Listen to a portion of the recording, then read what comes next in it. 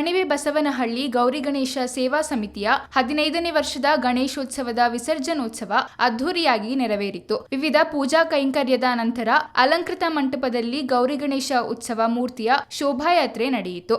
ಗ್ರಾಮದ ಪ್ರತಿ ಮನೆಯ ಎದುರು ತಳಿರು ತೋರಣ ಹಾಗೂ ರಂಗೋಲಿ ಹಾಕಿ ಗಣಪತಿಯನ್ನು ಬರಮಾಡಿಕೊಂಡು ಪೂಜೆ ಸಲ್ಲಿಸಿದ್ರು. ಡಿಜೆ ನಿಷೇಧ ಹಿನ್ನೆಲೆಯಲ್ಲಿ ಶಬ್ದ ನಿಯಂತ್ರಣವುಳ್ಳ ಧ್ವನಿವರ್ಧಕ ಬಳಸಲಾಗಿತ್ತು. ಯುವಕ ಯುವತಿಯರು ಕುಣಿದು ಕುಪ್ಪಳಿಸಿದ್ರು. ಗ್ರಾಮದ ಮುಖ್ಯ ರಸ್ತೆಯಲ್ಲಿ ಮೆರವಣಿಗೆ ಸಾಗಿ ಸಂಜೆ ಸ್ಥಳೀಯ ಕೆರೆಯಲ್ಲಿ ಉತ್ಸವ ಮೂರ್ತಿಯನ್ನು ವಿಸರ್ಜಿಸಲಾಯಿತು. ಅರ್ಚಕ ಲಿಂಗರಾಜು ಪೂಜಾ ವಿಧಿವಿಧಾನಗಳನ್ನು ನೆರವೇರಿಸಿದ್ರು.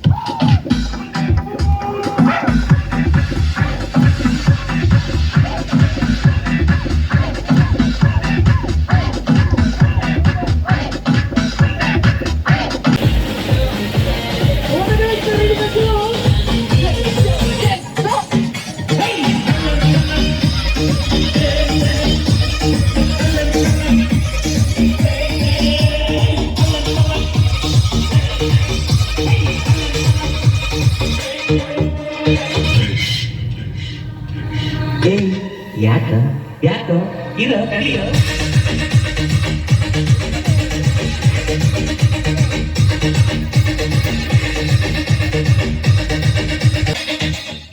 ಅಹಿತಕರ ಘಟನೆ ನಡೆಯದಂತೆ ಶನಿವಾರ ಸಂತೆ ಪೊಲೀಸ್ ವೃತ್ತ ನಿರೀಕ್ಷಕ ಕೃಷ್ಣರಾಜ್ ನೇತೃತ್ವದಲ್ಲಿ ಸೂಕ್ತ ಪೊಲೀಸ್ ಬಂದೋಬಸ್ತ್ ಕಲ್ಪಿಸಲಾಗಿತ್ತು.